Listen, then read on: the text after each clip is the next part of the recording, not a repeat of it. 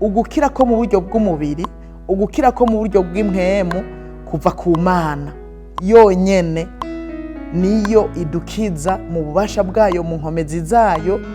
Ntuzohave upfukamira umuntu ngo niwagukijije, ariko nagira ndakubwire ko ari Imana ikiza, haba mu mutima haba mu mubiri, ni Imana yonyene ikiza. Bisigura ngo ugwaye reka kwirukira kuri rumenyi, ariko Imana niyo ikiza.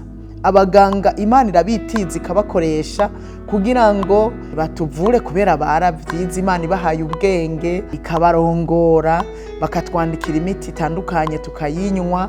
Imana igaherekeza iyo miti tugakira ingwara zacu, no kubohoka mu buryo bw'impwemu tukabohoka. Imana niyo ibikora byose. Ikibyemeza ni iri jambo ry'Imana dusomye muri Zaburi 103:3 haravuze ngo niwaharira ibigabitanyo byawe byose, agakiza ingwara zawe zose.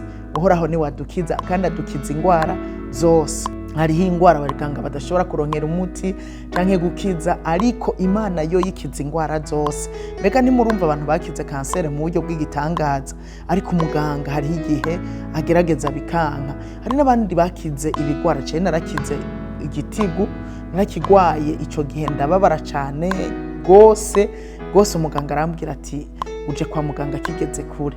Hari kera mu 1999 niho nagwaye ico gitigu, ariko Imana yarankije mu buryo bw'igitangaza.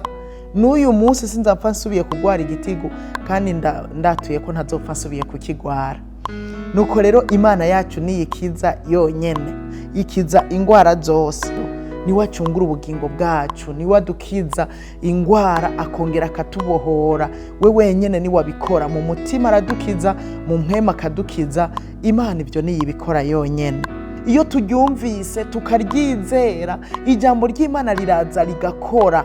Ngo yarungitse ijambo ryiwe kugira ngo ridukize ingwara zose. Niko handitse muri Zaburi 107:20. Arungika ijambo ryiwe akabakiza ingwara, abakiza kuja mu vyobo vyabo. Bisigura ngo ijambo rirakiza, mugabo bisaba ko turyumva hanyuma tukaryizera, rigaca rikora igikorwa muri twebwe rikadukiza. Icoma tukabantu bafise ukwizera, tukizera ko ijambo Yesu yavuze na n'uyu munsi rigifise ububasha, tukizera ko ijambo ari ryo ridukiza rikatubohora.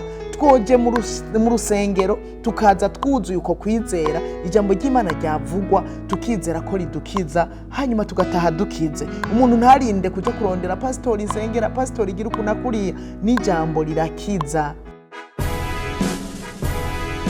Sanze Imana iri mu ruhande rwacu,